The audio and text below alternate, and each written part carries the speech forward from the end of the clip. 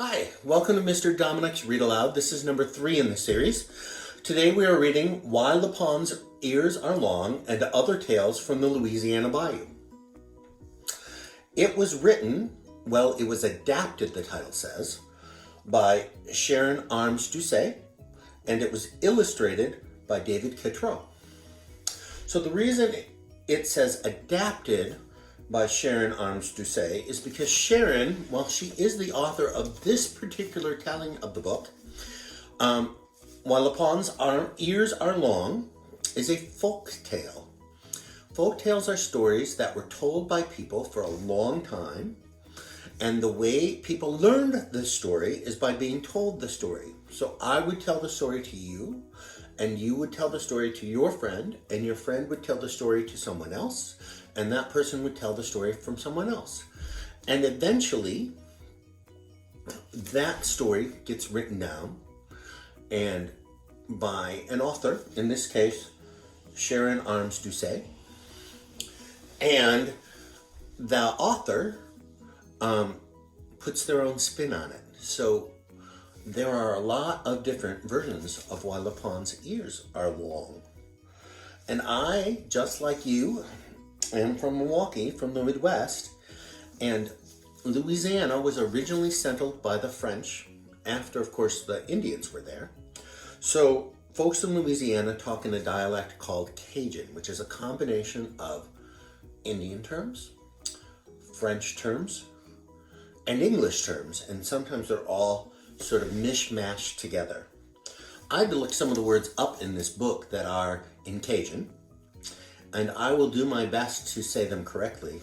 Like, I want to say this very Midwestern and say Lapin, but when I looked it up, I know it's Lapin, so I'm probably going to struggle with this poor rabbit's name. There's 3 stories about Lapin in this book. This first book involved, the first story that I'm going to read, which is actually called Why Lapin's Ears Are Long, uses gris-gris, which is a Cajun word for magic. We know that magic, odds are you've seen the Harry Potter movies, or if you're super lucky, one of your brothers or sisters or aunts or uncles or grandma or grandpa or parents has read you one of the Harry Potter stories. Maybe even one of your teachers has read you one of the Harry Potter stories. Magic appears in lots of books, especially fiction books. This is a fiction book. This is not a true story. So, and we know that magic is not something that happens in real life. We know that it's a way that's used to make things happen in stories. So just hold that in the back of your head. The things in this story are not true. They were told because people liked them and enjoyed them. In some cases, especially with While Lapin's Ears Are Long, it made folks laugh. But this story does not tell a true story. So Lapin's problem is he doesn't like the way he looks. So he meets a friend, and that friend and he try to change the way he looks using magic. So there are some things we can do to make ourselves look different. We can cut our hair. You can see me, I color my hair. We can exercise and work on losing the belly if you're also like me. But there are many things we cannot do to make ourselves different. We can't change the color of our eyes. We can't change the shape of our ears. We can't change our skin color. All of that is things that are givens.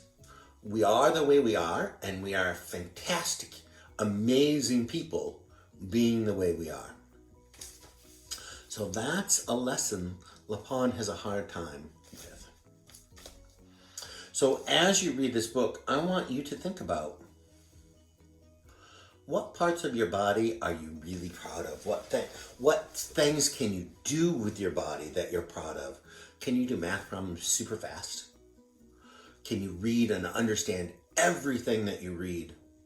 Can you Can you jump really far? Can you make a jump shot? Not me. I stink at basketball. Don't tell anybody, okay? And what parts of your body are you not so happy with? For me, it's my belly. I have been much skinnier than I am today, and I know I could do things better. I could exercise more. I could eat healthier. And I know all those things would make me look better to myself, but I just don't seem to do them. So, and that's okay. We are who we are, and that's okay. So, think about the things about you that make you happy, whether they're brain things or body things. Think about things about you that you want to work on, whether they're brain things or body things. For me, I know I need to exercise more. I know that, especially as we quarantine, I need to pick up the phone and call people more, that I need to reconnect with my friends and family, because they don't live, unlike you probably, they don't live in the house with me. And I know I need to practice more. I'm in the house a lot these days. There's no reason I'm not sitting down on my piano and getting better skilled at playing. So that's your job. First, what things about your brain and your body make you happy? What are you good at? And what things about your brain and your body, since we're at home so much, could you work on making better? And remember, some things about your brain and body are fantastic just the way they are, and are beyond our changing. And that's okay. See, we got to figure out which is which, right? Maybe that's a conversation you have with an adult in your house. What things about my body can I make better? What things about my body are the way they are? And I'm proud of them for the way they are. While Lapin's ears are long, and other tales from the Louisiana Bayou.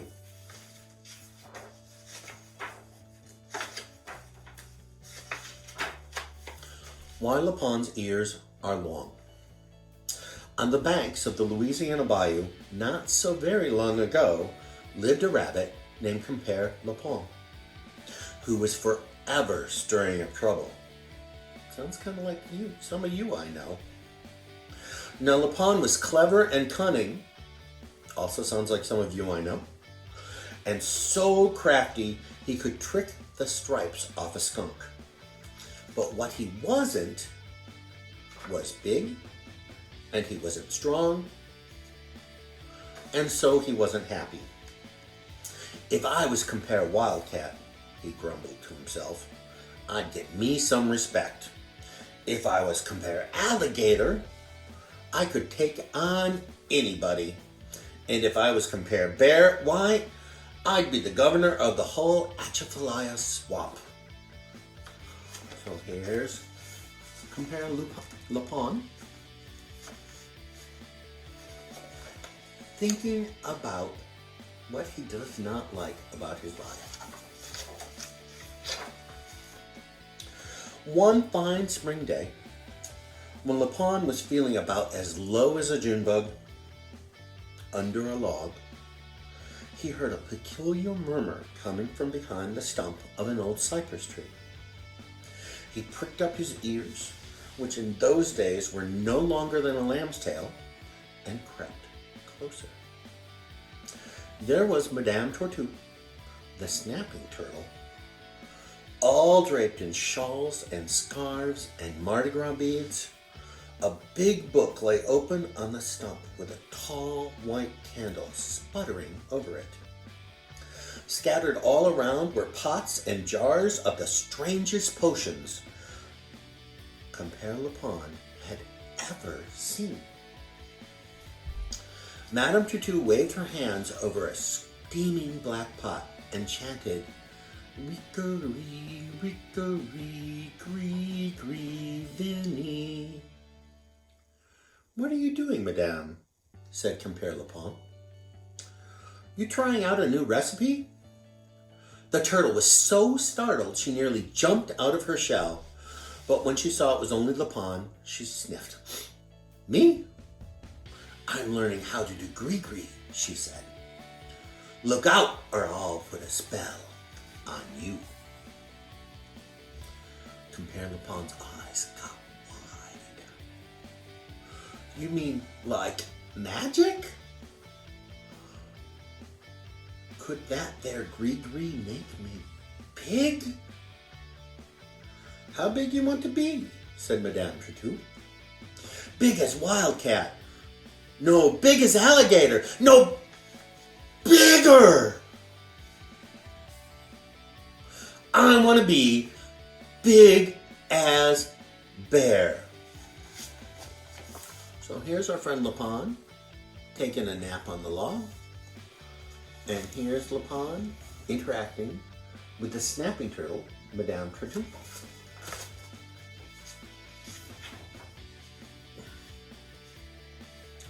Let me look it up, Cher. Madame flipped through her book, ran her leathery finger down a page, and said,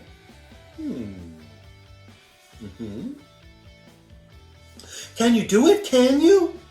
Le Père Lapin hopped up and down. Of course I can, but can you?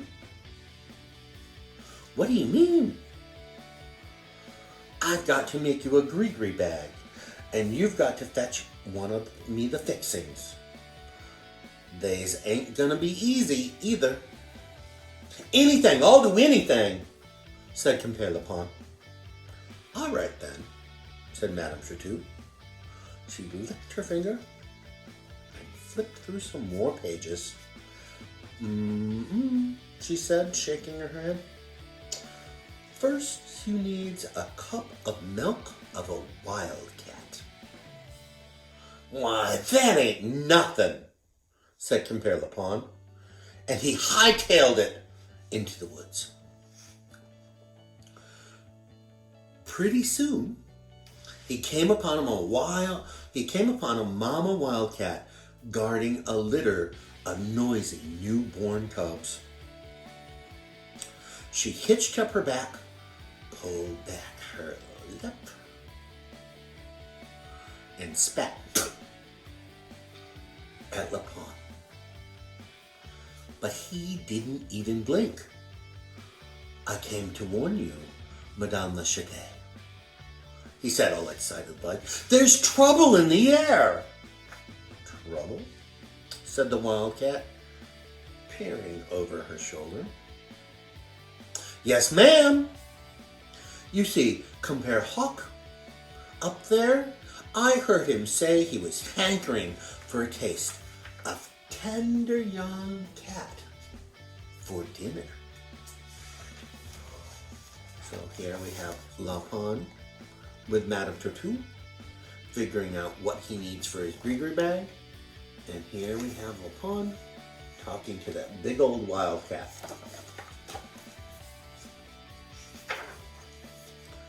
Sure enough, there was a hawk making slow, lazy circles in the clear blue sky. Madame la Chete fixed her gaze on that bird and began to follow his sweeping loops. She stared and stared till her eyeballs rolled round in her head like pinballs. She was plumb hypnotized. Compere Lapin marched up, bold as you please, and milked that wildcat like she was a spotted cow. Then he skedaddled back to Madame Tretout. So here's our wildcat mama. She's staring at this hawk who's making big circles, and she gets so dizzy she's stunned. And here's Lapin running off with milk.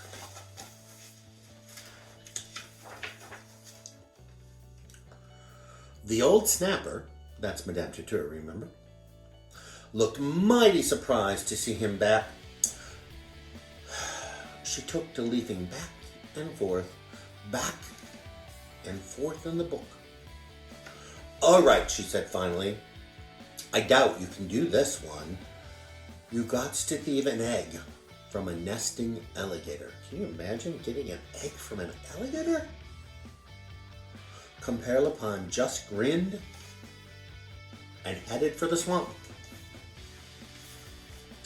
Pretty soon, he spied a big old gator sitting on her high grassy nest. Madame Alligator raised up her powerful legs and hissed at him. Compere Lapin wagged his head sadly. "You poor thing," he said. "Snuck out here for hours in the broiling sun, setting on all those lumpy eggs. I bet you get powerfully hungry, don't you? And thirsty, too." "Hungry, yes. Thirsty," said Madame Alligator. "You're looking a bit feverish to me. Just over yonder by those willow trees, there's a spring of the coolest, clearest water you ever tasted," said Lapin. "Why don't you go cool off? I don't mind watching your eggs for you." Madame Alligator panted but shook her head. "I mustn't leave my eggs," she said. So here we have our friend Lapin with Madame Tutu, and she's giving him the next job.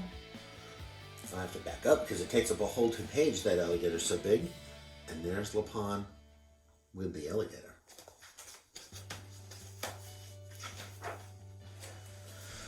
"You don't like frog legs, do you?" said Compere Lapin.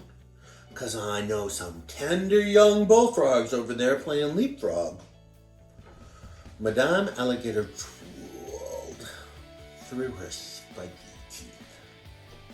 But she looked at her eggs and shook her head again. "Well then, I guess you wouldn't be interested in those young crawfish I saw molting their shells in that ditch over yonder." That did it. Everyone knows that soft shell crawfish to an alligator is like homemade pecan pie a la mode to the rest of us. My grandma made the best pecan pie you have ever tasted.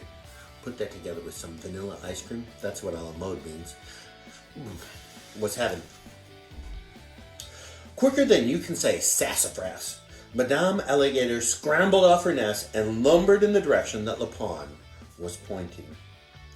Grinning like a door-to-door salesman, Compere Lapin grabbed the biggest egg he could find and then scampered proudly back to Madame Tutu.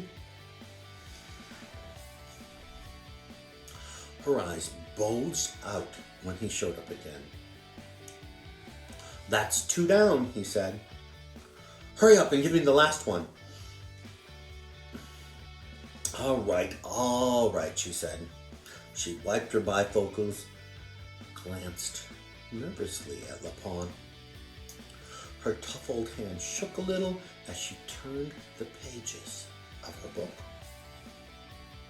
"Ah, here it is," said Madame Tutu at last, shaking her grisly head. "This is the most dangerous task of all. You gots to bring me a tooth from the lastest grizzly bear here in Louisiana. He's over 100 years old and ain't nobody been able to catch him yet." Compere Lapin gulped. Once when he was a young bunny, he'd wandered away from his mama and just about been had for hors d'oeuvres. That means an appetizer. By that cantankerous old brute, Compere Grizzly had been after him ever since. But off he went, more determined than ever to get big. So here we see our friend Lapin making off with that alligator's egg. And here's Lapin and Madame Tortue when she gives him the next task. Can you imagine going after a bear to get a tooth? Not me. I'd have been out at the alligator. Along the way, he collected half a bucketful of rocks. Then he filled the pail up to the tip top with red clover honey from Compare Grizzly's favorite honey tree and stirred it all up. Pretty soon, Lapin spied the humongous cave in the side of a mud bank that he remembered from his bunnyhood. He swallowed hard, then sang out in his sweetest voice, "Oh, Grizzly! Monsieur Grizzly!" A gruff voice from inside the cave said, "Who dat?" "It is I, Compare Lapin. I brought you a present, so we can let old bygones be bygones." Lapin set the bucket in front of the cave and hopped back a ways. So here we see his route, and there he is with his bucket in front of the bear's cave. How do you think this is going to end? It could not go very well. A rabbit in front of a bear cave? Although we know from the beginning of the book that he's crafty, which means that he thinks fast on his feet. Are you crafty? Let's see. Old Grizzly poked out his snout and sniffed, then dipped a huge claw into the pail. When he tasted that sweet clover honey, he snatched the bucket, emptied it, rocks and all, into his mouth, and commenced to munching.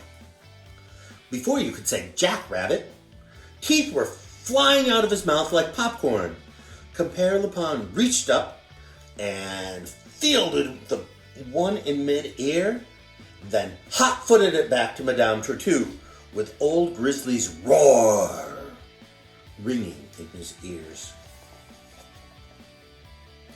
He does not look very happy, expecting to be eating honey and getting rocks instead. Was that what you predicted would happen? Wasn't what I predicted would happen. "I done did it," panted Lapin, his heart clanking around in his chest. "Now make me big!" Madame Tortue sat down and fanned herself in the face. "Compare Lapin, I ain't never done this before, you know. I'm just learning my spells." "You promised to make me big," said Lapin, jabbing his finger in her yellowish chest. All right. I'll do my best."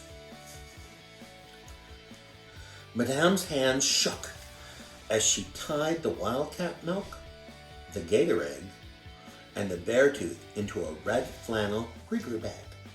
So she put everything into a bag.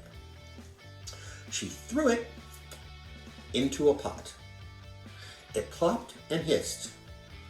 Madame Tortue waved her arms and began chanting, "Ree-coo-ree, ree-coo-ree, gree-gree, Vinny."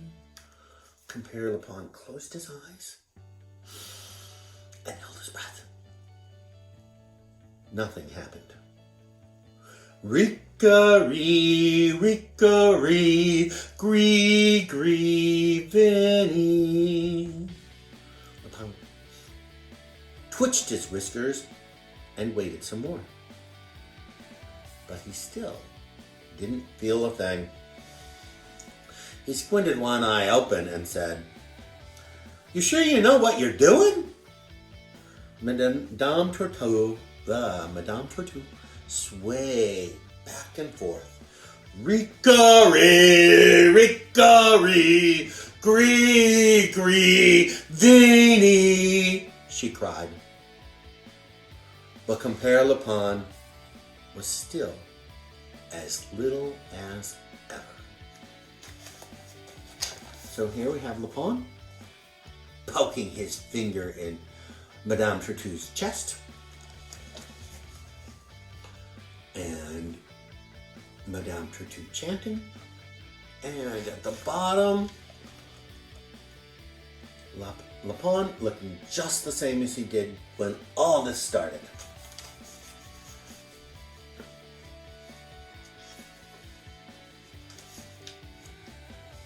He glared up at Madame Tortue with a frown that would scorch a sunflower. That's quite a frown. I plumb forgot, she said. I got to help the spell along a little. She looked around desperately. Here, tuck your feet under that log. Like that? That's right, said Madame Tortue. She climbed up on the stump, took a hold of Lapin's ears, and commenced pulling and tugging on them with all her might. Compere Lapin held on for dear life. All of a sudden, he felt a stretch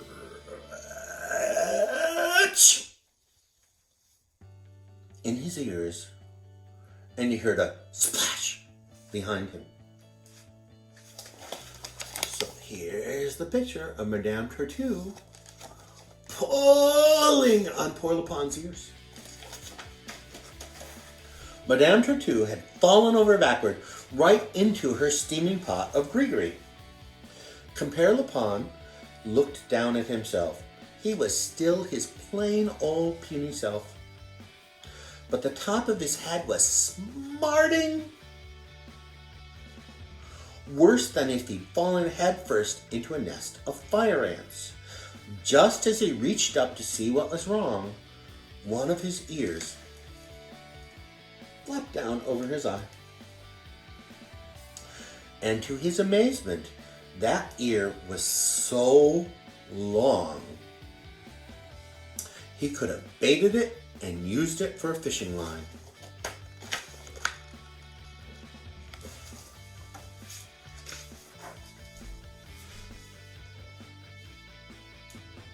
Help, Lapin, get me out of here, cried Madame Tortue, kicking and splashing in her own stew.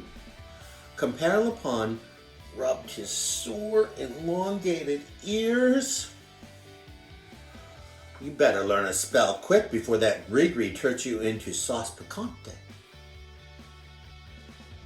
he said, and he flicked his tail and hopped away, leaving Madame Tortue to scramble out by herself. Well, after all that work together, he's just gonna leave her. Wow.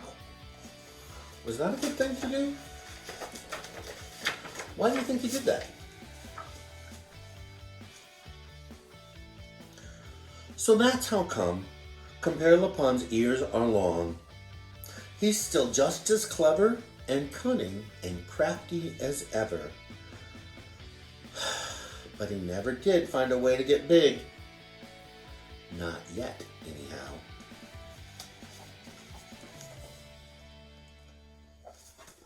There he is, hopping away. So, sometimes we don't get what we ask for. Poor Lapin wanted to be big all over and just got big ears. Sometimes we need to accept who we are. Because what we are is what we're going to be, and that's a good thing. And sometimes we need to learn to honor our agreements. We need to help our friends when they're in trouble. Poor Lapin just hopped away and left Madame Tortue in that stew that she had created to help him. So, my questions for you at the beginning of the book were, what parts of your brain and your body make you happy? What do you do well? And what parts of your brain and your body do you struggle with that you wish were different? And are those things that you can change and do better? Or are those things that are what they are? And how do we tell the difference? So I can't wait to hear what you're going to tell me about those two things. If you are in Miss B's Google Classroom, you can write to me or have your mom or dad write to me your response, because I want to know.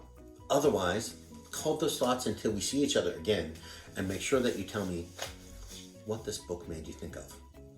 One more reminder before I go. Remember, if you want a copy of this book or of any other book or need any other stuff, it's always a fantastic idea to shop local. This book I've had for a long, long time in my classroom library. But when I need a book, I go to Outwards on East Murray Street over by the UWM on the east side. And because my friend Carl owns that store and it is a local bookstore, it's important during this quarantine to do what we can to help keep local booksellers and any sort of people who run a local business in business so that they're still around when we can go shop for them again. Feel free to give Carl or your whatever local bookseller you like a call if you want this book or a different book. And I will talk to you soon. I hope that you're doing really well in this quarantine and that we can get together in person again soon. All right, bye-bye.